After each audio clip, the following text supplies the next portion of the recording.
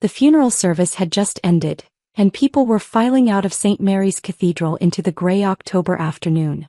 I stood beside Dad's casket, accepting condolences from family and friends, when my Uncle Robert approached me with that familiar smirk I'd grown to despise over the years. "Alexandra," he said in a low voice, placing his hand on my shoulder with fake sympathy. "I need to speak with you privately about your father's affairs." I followed him to a quiet corner of the church, where my cousins Bradley and Jennifer were waiting with their lawyer, a thin man named Harrison Webb. Uncle Robert cleared his throat and glanced around to make sure no one else could hear. "Alexandra, I know this is difficult timing, but we need to discuss the will. Your father made some significant changes in his final months." "What kind of changes?" I asked, though I already suspected what was coming. I'd noticed the family meetings I wasn't invited to, the hushed conversations that stopped when I entered rooms. "Well," Robert continued, his voice taking on a patronizing tone, "your father was very concerned about your lifestyle choices. The fact that you're still unmarried at 32, no children, living in that small apartment downtown, working at some little nonprofit organization. He felt," Jennifer added with false concern, "that you weren't ready for the responsibility of managing substantial family assets. You know how practical Uncle William always was about business matters." Bradley nodded solemnly. "Dad and I spent a lot of time talking with Uncle William about this. We tried to explain that managing a multi-million-dollar estate requires real business experience, not just good intentions." The lawyer stepped forward with a manila folder. "Ms. Harrison, I'm afraid the will explicitly excludes you from the estate. All assets, the house on Elm Street, Harrison Manufacturing, the investment portfolio, even the family cabin in Colorado, everything transfers to your cousins.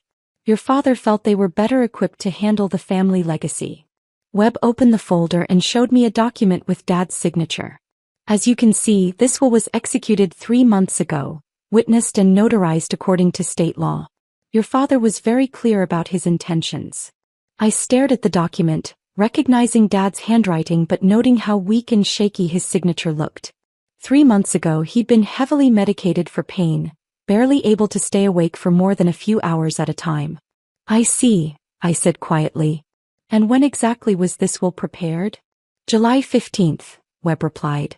"Your father called my office and requested an emergency appointment. He said he'd been thinking about family responsibilities and wanted to make changes." Uncle Robert put on his most sympathetic expression. "Alexandra, I know this is hard to hear, especially today, but your father wanted what was best for the family business. Bradley has his MBA from Northwestern. Jennifer has her finance degree from University of Chicago. They understand complex business operations in a way that working at a children's charity simply doesn't prepare you for." "We're not trying to be cruel," Jennifer added. "It's just that managing a $50 million estate requires sophisticated financial knowledge. Uncle William was worried that without proper business training, the assets could be mismanaged or lost entirely." Bradley stepped forward condescendingly. "Alexandra, we want you to know that we'll take care of you. Once we get everything settled, we can set up a small trust fund for you. Maybe $50,000 to help with your living expenses. After all," Uncle Robert continued, "family takes care of family. We're not going to leave you with nothing. But the bulk of the estate needs to be managed by people who understand business, investments, corporate strategy." I nodded sadly and pulled out my phone. "If you'll excuse me for just one moment, I need to make a quick call." I stepped a few feet away and dialed a number I knew by heart. "Hello, Marcus? Yes, it's Alexandra. I need you to execute Protocol 7 immediately." I paused, glancing back at my family members. "Transfer all assets from the Harrison Family Trust to the Alexandra Harrison Charitable Foundation." "Is all of them? The full $180 million. I could hear Marcus typing on his computer. "Are you sure about this, Ms. Harrison? Once I execute this transfer, it's irreversible." "I'm absolutely certain. My father always said the money should go where it can do the most good." "Understood. The transaction is complete." When I turned back around, my uncle's face had gone completely white. "What did you just do?" Robert whispered. "I transferred Dad's assets to my charitable foundation," I replied calmly. "All $180 million of them." The lawyer looked confused. "I'm sorry, but that's impossible. The assets belong to the estate, and according to the will, According to the will, I interrupted, the assets that Dad owned at the time of his death go to Bradley and Jennifer. But Dad didn't own any assets when he died. Bradley's face was turning red. What are you talking about? Of course he owned assets. The business alone is worth $50 million. I smiled for the first time since Dad's diagnosis. 5 years ago, Dad transferred everything, the house, the business, all his investments into the Harrison Family Trust. I'm the sole trustee and beneficiary of that trust. Uncle Robert was starting to understand and the color was draining from his face. That's impossible. William would have told us. Why would he tell you? It was a private estate planning decision between a father and his daughter. I pulled out a document from my purse, the trust agreement I'd been carrying since Dad's death. Harrison Family Trust, established January 15, 2019. Sole trustee and beneficiary, Alexandra Harrison. Total assets, $180 million as of this morning. Webb grabbed the document and started reading frantically. This is legitimate, he stammered. Notarized, witnessed, properly executed. But the will. Bradley started. The will leaves you everything that Dad owned at the time of his death, I explained. Unfortunately for you, that amounts to about $3,000 in his personal checking account and his 1998 Honda Civic. Uncle Robert was shaking now. Alexandra, you can't do this. That money belongs to the family. You're right, I agreed. It belongs to family. It belongs to the daughter who spent every weekend for the past 5 years helping Dad with the business. The daughter who moved back home when he got sick. The daughter who held his hand every night in the hospital for the past 3 months. But we're family too. Jennifer protested. Really? When was the last time any of you visited Dad? Before today, I mean. The silence stretched uncomfortably long. I'll tell you when, I continued. Bradley, you last saw Dad at Christmas, where you spent the entire dinner talking about your new BMW. Jennifer, you last visited in March when you needed him to co-sign a loan for your condo. And Uncle Robert, you last spoke to Dad 6 months ago when you called asking if he'd invest in your friend's restaurant. That's not fair, Robert said weakly. What's not fair is spending the last 3 months of his life telling him his daughter was a disappointment while planning how to divide up his assets the moment he died. Marcus Chin, my financial advisor and the executor of the trust, had arrived at the church during our conversation. He was a small, efficient man who had helped Dad structure his estate planning 5 years earlier. Ms. Harrison, Marcus said, approaching our group. I've executed the transfer as requested. All assets from the Harrison Family Trust have been moved to the Alexandra Harrison Charitable Foundation. The transition is complete. Uncle Robert turned to Marcus desperately. This is fraud. She's stealing money that belongs to the family. Marcus pulled out his briefcase. Sir, I handled Mr. William Harrison's estate planning personally. 5 years ago he explicitly transferred all assets to the trust specifically to avoid probate and ensure his daughter would inherit everything immediately upon his death. But why? Bradley asked, genuine confusion in his voice. Why would Uncle William do that? Marcus looked at me and I nodded for him to continue. Mr. Harrison was very concerned about certain family members' attitudes toward his daughter. He'd overheard several conversations where family members suggested she wasn't capable of handling business responsibilities due to her career choices. He also kept records of family interactions. He was particularly troubled by comments made at family gatherings about his daughter's unmarried status, her living situation, and her professional choices. He was spying on us? Jennifer asked. He was listening to you, I corrected. At every family gathering for the past 5 years, you and Bradley would openly discuss how you'd modernize the business once you inherited it. You talked about selling the house, liquidating investments, and restructuring operations to maximize profits. We were just brainstorming, Bradley protested. You were planning Dad's funeral before he was dead. You talked about firing longtime employees and selling off what you called sentimental assets. Marcus nodded. Mr. Harrison was particularly upset by a conversation he overheard last Thanksgiving, where you discussed selling the company regardless of what happened to the 400 employees. Those people would have found other jobs, Jennifer said defensively. Those people include families who have worked for Harrison Manufacturing for decades. People like Margaret Collins, who started as Dad's secretary and is now chief operating officer. People like James Morrison, who worked his way up from the factory floor and has 3 kids in college. Business is business, Bradley said weakly. That's exactly what Dad was afraid of. He didn't want his life's work reduced to a balance sheet. The lawyer cleared his throat nervously. Ms. Harrison, surely we can work out some arrangement. Your cousins have legitimate expectations. Based on what? Based on the assumption that they could treat Dad and me poorly for years and still collect a multi-million-dollar inheritance. We never treated anyone poorly, Robert said. Uncle Robert, when Dad had his first heart attack 2 years ago, where were you? I had business commitments. You were in Las Vegas. For a week. While Dad was in intensive care, you were gambling. Mom called you 6 times. And Jennifer, when Dad needed someone to drive him to chemotherapy, what did you say? Jennifer stared at her shoes. I said I was too busy with work. You said you couldn't be around sick people because it depressed you. And Bradley, when Dad asked you to help him understand the new computer systems at the factory, what was your response? Bradley's voice was barely a whisper. I said I didn't have time to teach an old man new tricks. The weight of their past behavior was settling on them. For the first time, they were seeing their actions through Dad's eyes. We'll contest this in court, Jennifer declared, though her voice shook. Marcus spoke up. Miss Jennifer, the trust was established 5 years ago when Mr. Harrison was in perfect health.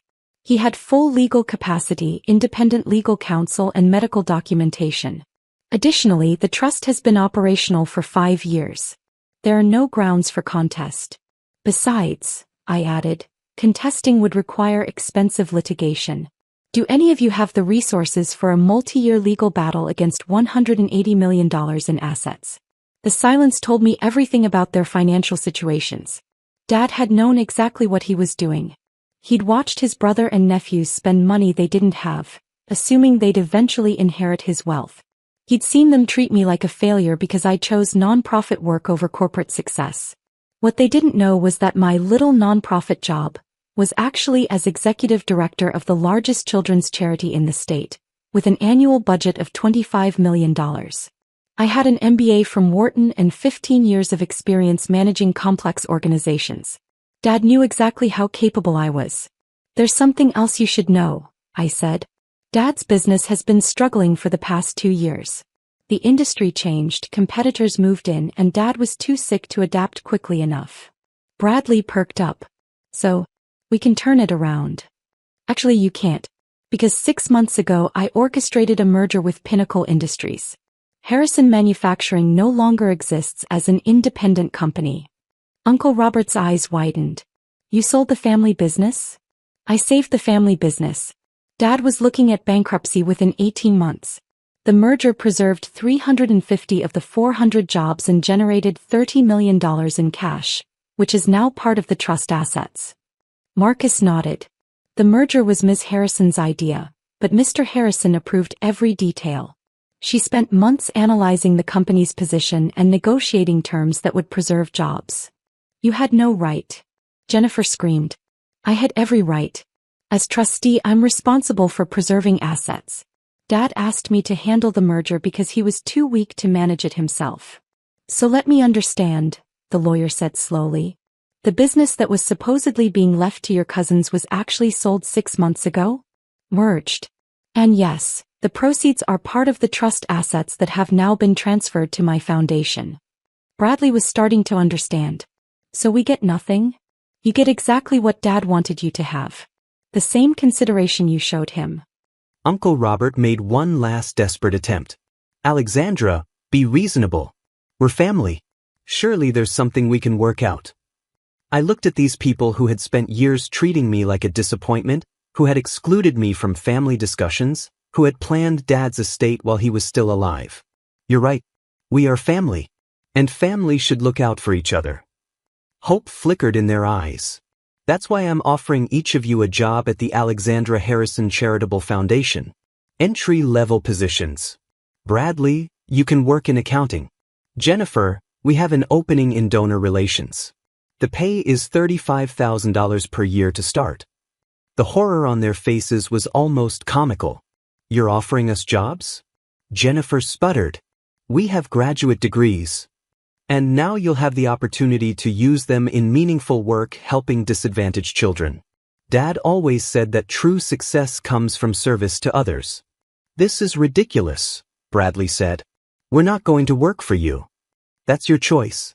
But those job offers represent the only inheritance you'll be receiving from Dad's estate. Marcus checked his watch. Miss Harrison, we should head to the reception. People are expecting you. I turned to leave, then stopped. By the way, the house on Elm Street? Dad transferred that to the trust 3 years ago. Uncle Robert, you have 30 days to find new arrangements. Uncle Robert had been living rent-free in Dad's house for 2 years. You can't throw us out, he protested. You're welcome to apply to rent the property at market rate, which is $4,500 per month. As Marcus and I walked toward the reception, I could hear them arguing frantically behind us. You handled that well, Marcus said quietly. Your father would be proud. I hope so. I've been dreading this conversation for months. He knew they'd react this way.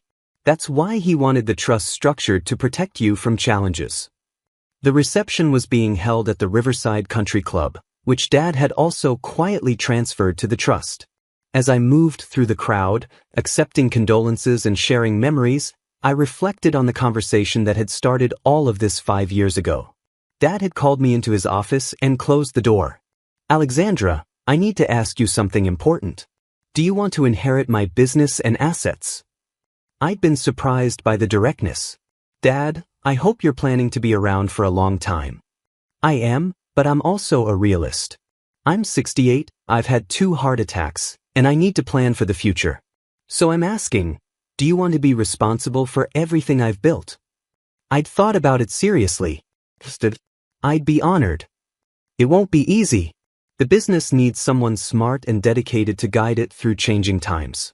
My brother and his kids think it's just a money machine, but it's 400 people's livelihoods. I understand the responsibility. And there's something else. If I leave everything to you in a traditional will, they'll contest it.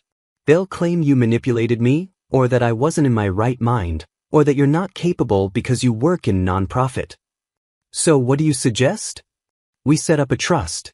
Transfer everything now, while I'm healthy and sharp. You become the trustee and beneficiary. When I die, there's nothing to contest because you'll already own everything. Dad, are you sure? That's a lot of trust to place in someone. He'd smiled.